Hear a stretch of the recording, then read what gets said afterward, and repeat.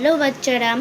তো আজকে আমরা পড়ব ক্লাস 6-এর ফ্র্যাগ্রেন্স বইয়ের লেসন নাম্বার 12 আর পেজ নাম্বার হচ্ছে 166। তো গল্পটির নাম হচ্ছে হার্ড ওয়ার্ক অ্যান্ড লেজিনেস, কঠোর পরিশ্রমী এবং অলসতা। তো চলো আমরা গল্পটি এখন শুরু করি।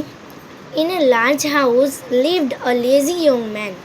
একটি বড় বাড়িতে একটি অলস যুবক বসবাস করত। হি woke up in the afternoon ate his meals and then lay in bed again. সে দুপুরবেলায় উঠত এবং তার খাবার খেয়ে আবার বিছানায় শুয়ে পড়ত। He had a parrot named Polly. তার একটি টিয়া পাখি ছিল পলি নামে। She watched this lazy fellow and was puzzled. সে এই অলসতা দেখত এবং সে ধাঁধায় পরিচিত। One day Polly asked the young man. একদিন পলি সেই যুবককে জিজ্ঞেস করল, Don't you get tired of laying in bed and all day and all night? তুমি কি সারা রাত্রি সারা দিন শুয়ে বসে থেকে ক্লান্ত হয়ে পড়ো না? The sun has been out hours ago. সূর্য কত ঘন্টা আগেই উঠে গেছে। And people have finished half their days work. এবং জনগণরা তাদের অর্ধেক কাজও সেরে ফেলেছে। Why are you so lazy? She asked as she fluffed her feathers. সে তার পালককে ফুলিয়ে তাকে জিজ্ঞেস করলো, তুমি এত অলস কেন? The young man yawned and answered. সেই যুবকটি হাই তুলছিল এবং উত্তর দিচ্ছিল, every day morning when I wake up, প্রতিদিন সকালে যখন আমি উঠি, two friends whispered in my ears, দুটি বন্ধু আমার কানে ফিসফিস করে। হুইসপার্ড মানে এখানে বলেছে ফিসফিস করা। One friend is hard work, একটি বন্ধু হচ্ছে কঠোর পরিশ্রমী এবং অ্যান্ড দি আদার লেজিনেস, এবং আরেকটা হচ্ছে অলসতা।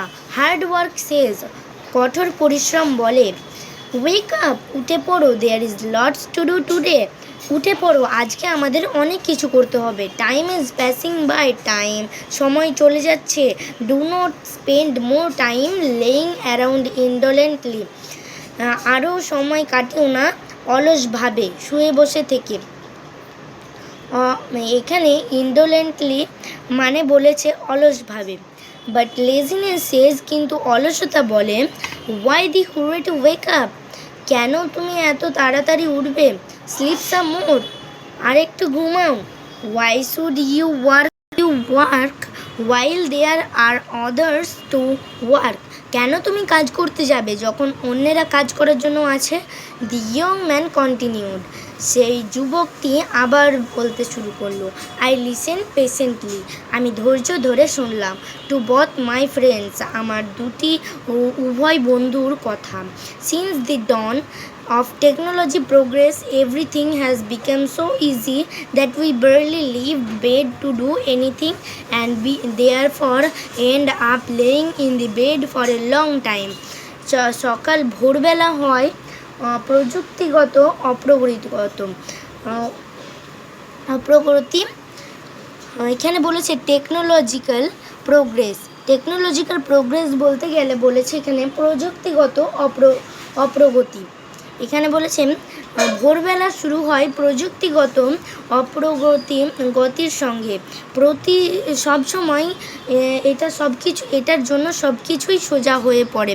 আমাদেরকে বিছানা ছেড়ে উঠতেও হয় না কোনো কাজ করার জন্য, এবং আমরা অনেক সময় ধরে শুয়ে থাকতে পারি। এবার আমরা লেসন যাব। অ্যাক্টিভিটি 1 বলেছে, rearrange the following sentences in the correct order and put the numbers in the given boxes.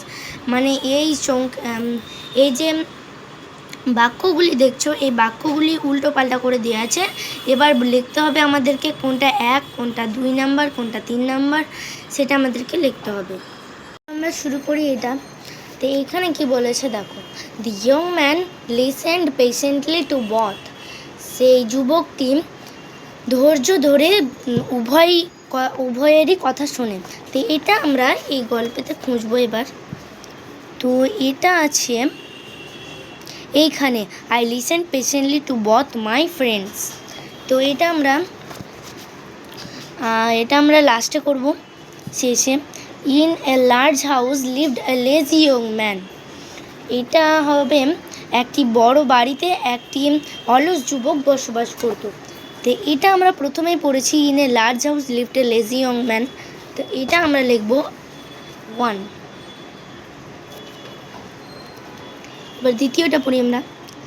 The young man yawned and answered. সেই যুবকটি হাই তুলছিল এবং উত্তর দিচ্ছিল। তো এটা আমরা দেখি, এখানে আছে the young man yawned and answered. দেখুন, the young man yawned and answered. এটা পড়ে নিই। The man had a parrot named Polly. সেই যুবকটির অর্থাৎ মানুষটির একটি টিয়া ছিল পলি নামের। তো এটা আমরা দেখি, এই দেখো এই লাইনটার পরে এই লাইনটা আছে, he had a parrot named Polly. তো এটা আমরা দ্বিতীয় করব। আর এটা সব থেকে শেষে আছে, তাই জন্য এটাকে 4, আর এটা বাকি আছে মানে 3। তো এবার আমরা অ্যাক্টিভিটি 2 করব। Rita fill in the blanks with words from the help box. মানে এই ফাঁকা ঘরগুলোতে, ফাঁকা ড্যাশগুলোতে আমাদেরকে এগুলো লিখতে হবে। তো হেল্প বক্স থেকে আমাদেরকে নিতে হবে। হেল্প বক্সে কী কী আছে আমরা দেখে নিই। ইয়ার্নড মানে হাই তোলা, লেজিনেস মানে হচ্ছে অলসতা, পাজলড মানে ধাঁধা, লেজি মানে অলস, উইসপার্ড মানে ফিস করা। তোমাদেরকে গল্পতেই বলেছিলাম উইসপার্ড মানে ফিস করা। তো এখানে কি বলেছে, Rita was dash to see that her friend was very dash and so she would not help her with her project. এখানে হবে আমাদের রিতা মানে ছিল, রিতা তার বান্ধবীকে দেখেছিল যে সে খুব ড্যাশ, এখানে আমরা এখনও লিখিনি ড্যাশ, তাই সে তার প্রজেক্ট করে দেয়নি, প্রজেক্টে সাহায্য করে দেয়নি। তো এখানে আমরা লিখব রিতা ওয়াজ puzzled.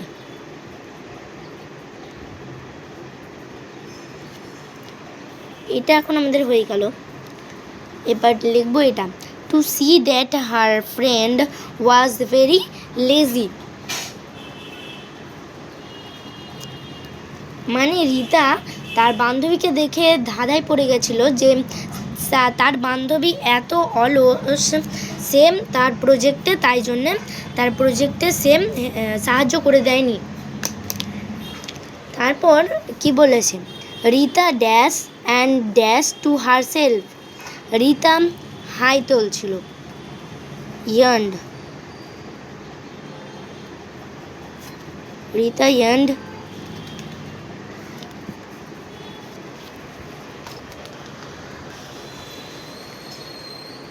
and dash to herself and whispered PERET।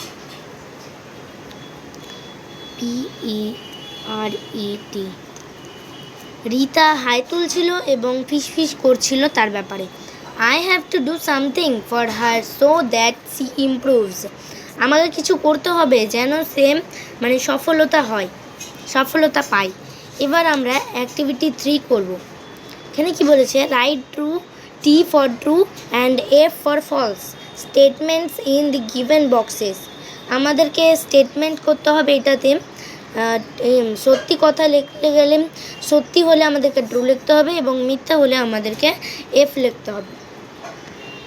তো quite sentences, parts of sentences as supporting statements of for each of your answers। মানে এইগুলো যদি ভুল হয় তবে সাপোর্টিং স্টেটমেন্টস বলতে গেলে এটা যদি ভুল হয় তাহলে এর কারণ বলতে হবে কেন এই লাইনটা ভুল হয়েছে, আর এটা যদি সত্য হয় তাহলে এটাকেই এই লাইনে আমাদেরকে লিখতে হবে।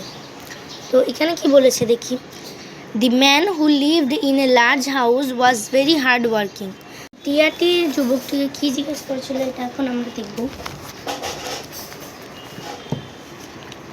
সেই টিয়াটি জিজ্ঞেস করেছিল The parrot asked the young man, "Don't you get tired of laying in bed all day and all night?" তুমি কি সেই টিয়াটি জিজ্ঞেস করেছিল সেই যুবকটিকে, তুমি কি সারা দিন সারা রাত্রি বিছানায় শুয়ে বসে থেকে ক্লান্ত হয়ে পড়ো না? এবং দ্বিতীয়টি কি বলেছে আমরা এখন দেখি। What do the two friends suggest the young man? সেই যুবকটিকে সেই দুই বন্ধুরা কি উদ্দেশ্য করেছিল। One friend said, একটি বন্ধু বলে, ওয়েক আপ, উঠে পড়ো, there is lot to do today, আজকে আমাদেরকে অনেক কিছু করতে হবে। টাইম ইজ প্যাসিং বাই, সময় চলে যাচ্ছে। Do not spend more time, সময় কাটিও না। Do not spend more time lying around indolently. Indolently মানে হচ্ছে অলসভাবে, আমরা গল্পতে পড়লাম। সময় কাটিও না শুয়ে বসে অলসভাবে থেকে। And one friend said, why the hurry to wake up? এবং আরেকটি বন্ধু বলে, কেন এত তাড়াতাড়ি তুমি উঠবে? স্লিপ সাম মোর, আরও কিছুক্ষণ ঘুমাও। Why should you work while there are others to work? কেন তুমি কাজ করতে যাবে যখন অন্যেরা কাজের জন্য আছে? সিয়েরটা পড়ব। What reason does the young man give for laying in bed for a long time? কেন, কী কারণে সেই যুবকটি বিছানায় শুয়ে থাকতো অনেকক্ষণ ধরে? এখানকার উত্তরটা হবে, অ্যাকর্ডিং দি ইয়ং ম্যান, সেই লোকটি বলছে, since the dawn of technology progress, everything has become so easy that we barely leave bed to do anything, and therefore end up laying in the bed for a long time. তো এটার মানে হচ্ছে যখন ভোরটি শুরু হয় তখন শুরু হয় প্রযুক্তিগত অগ্রগতি দিয়ে, যাতে করে আমাদের দিনটা অনেক সোজা হয়ে পড়ে, সব কাজ অনেক সোজা হয়ে পড়ে। আমাদের বিছানা থেকে উঠা দরকার পড়ে না কোনো কাজের জন্য, এবং আমরা বিছানায় অনেক সময় ধরে শুয়ে থাকতে পারি। তো এবার আমরা ডিএডটা পড়ব। ডিএডটা বলছে, what is the moral of the given text? মানে এই গল্পটি থেকে আমরা কি শিক্ষা পেলাম? আমরা পেলাম the moral of that the given text is, এই গল্প থেকে আমরা যে নৈতিক শিক্ষা পেলাম, excessive reliance on technology is not good for humans. অত্যাধিক নির্ভরতা অপ্রগতি মানুষের জন্য ভালো নয়। তো এটাই ডি এর উত্তর। এবার আমরা অ্যাক্টিভিটি 5 করব, তারপর আমাদের লেসন নাম্বার 12 এটা শেষ হয়ে যাবে। আমরা আজকে 166 পেজ থেকে 168 পর্যন্ত করেছি। পরের দ্বিতীয় পার্টে আমরা এই অ্যাক্টিভিটি 6টা করব। অ্যাক্টিভিটি 5 বলছে, fill in the blanks with appropriate verbs from those given in brackets। মানে এই ব্র্যাকেট থেকে নিয়ে আমাদেরকে এই সেই খালি বাক্সগুলো ভর্তি করতে হবে। এখানে কি বলেছে, Jack dash has had fun at the party last Sunday, এটা হবে হ্যাড। এখানে বলেছে আই ড্যাশ লং হেয়ার, এখানে হবে আই হ্যাভ। আমরা তো সবাই জানি আয়ের পরে সব সময় আই হ্যাভই বসে। এখানে আমরা লিখে নেব I am fine thank you, মানে কেউ ওকে জিজ্ঞেস করছে মনে হয় যে তুমি কেমন আছো। এখানে আমরা সবসময় তো জানি যে আইয়ের পরে অ্যাম বসে। এখানে আমরা লিখে নেব হ্যাড। বলছেন my sister dash good singers, my sisters. আমরা তো সবাই জানি যে বহু বচনের পরে সবসময় আরই বসে, তো আমরা এখানে আর দেব। আর Tom and Peter dash best friends. আমি এক্ষুনি বললাম যে বহু বচনের পরে আর বসে, তো এখানেও আর বসবে। তো আমাদের অ্যাক্টিভিটিগুলো সব হয়ে গেল, লেসন 12-এর সব অ্যাক্টিভিটিগুলো হয়ে গেল। এবার আমরা অ্যাক্টিভিটি 6টা আমরা পরে দ্বিতীয় পার্টে করব। এখানে লিখব ফলস, এফ। তো এখানে আমরা লিখব দি man who lived in a large house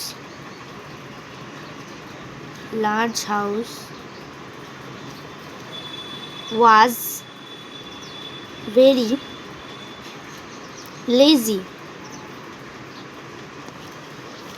এটার মানে হচ্ছে সেই মানুষটি যে সেই বড় বাড়িতে বসবাস করত সে অনেক অলস ছিল।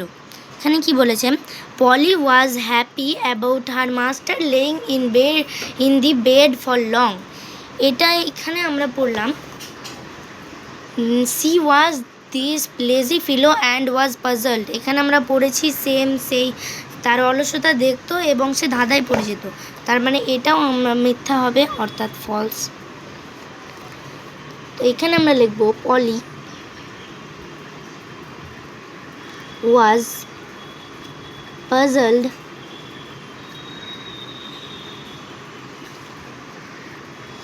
about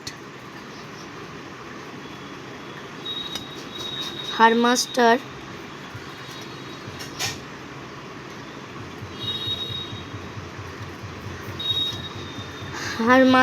laying in the bed for long। এটার মানে হচ্ছে পলি তার মাস্টারের এই শুয়ে বসে থাকা দেখে পাজলড হয়ে যেত, মানে সে সারাদিন বিছানায় শুয়ে থাকতো তাই। এবার আমরা পরের পেজে যাচ্ছি। পরের পেজে এটা অ্যাক্টিভিটি এবার 4 করছি। এখানে বলছে answer the following questions in complete sentences. এখানে বলেছে এই কোয়েশ্চেনগুলোনের মানে এই দেখানো কোয়েশ্চেনগুলোনের উত্তর লিখতে হবে। তো প্রথমে কি বলেছে, what did the parrot ask the young man.